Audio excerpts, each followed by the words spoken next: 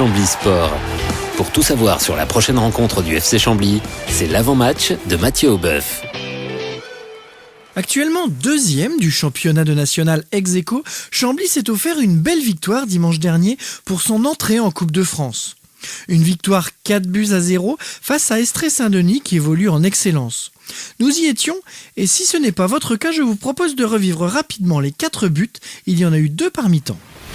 Fernando Miranda qui centre de nouveau maintenant. La tête et le premier but camblisien.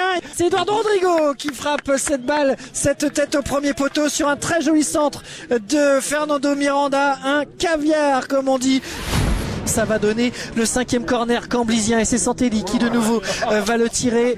Ce sera sortant puisqu'il est gaucher. Santelli au deuxième poteau, deuxième but. Superbe au premier poteau. C'est Thibaut Jacques qui coupe cette balle au premier poteau. Une tête croisée splendide dans le petit filet d'Étienne Chognard. 2-0 ici pour Chambly et encore un très joli but, Christophe. C'est remis instantanément pour Miranda.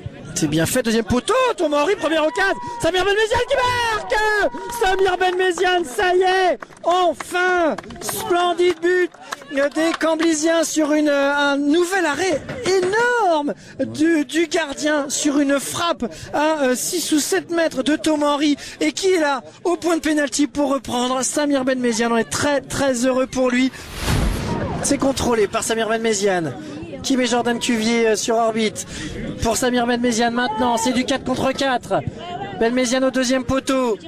C'est remis intelligemment derrière, frappé, la barre, le but. Splendide but de Jordan Cuvier. Extraordinaire sur un mouvement splendide camblisien. Thomas Henry qui remet en une touche de balle pour Jordan Cuvier qui frappe transversal but, imparable, sublime frappe. Une victoire donc qui permet à Chambly de se redonner confiance tout de suite après la déception à Marseille-Consola. Un match, je vous le rappelle, perdu 1-0. Retour au championnat donc cette semaine et un match à domicile face à Béziers, actuel 10e du classement à 4 points de l'équipe camblisienne. C'est une équipe qui compte 4 victoires pour 4 défaites et un match nul. Lors de la dernière journée de championnat, les Biterrois ont battu Dunkerque 1-0 à domicile. Ils ont en effet la particularité de mettre beaucoup de buts. Ils sont en effet la 7e attaque du championnat avec 11 buts inscrits, là où Chambly n'en a mis que 8. Mais ils en prennent également beaucoup, 10 depuis le début de saison, là où Chambly n'en a pris que 5. 5 petits buts qui font d'ailleurs de Chambly la meilleure défense du championnat. Hélas, les matchs qui arrivent pourraient faire changer la donne puisque Freddy Rocher, capitaine et défenseur central, a écopé de 3 matchs de suspension suite à son expulsion à Marseille. Il manquera également à l'appel Anthony Soubervie, lui aussi suspendu, tout comme Benjamin Santelli touché aux adducteurs lors du match de Coupe de France.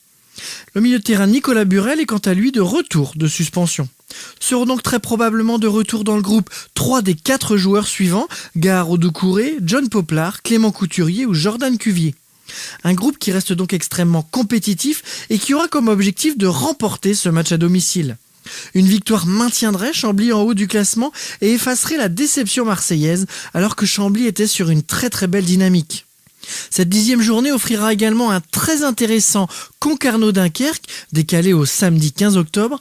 En cas de défaite des Bretons et de victoire camblisienne, Chambly passerait en tête du championnat de national.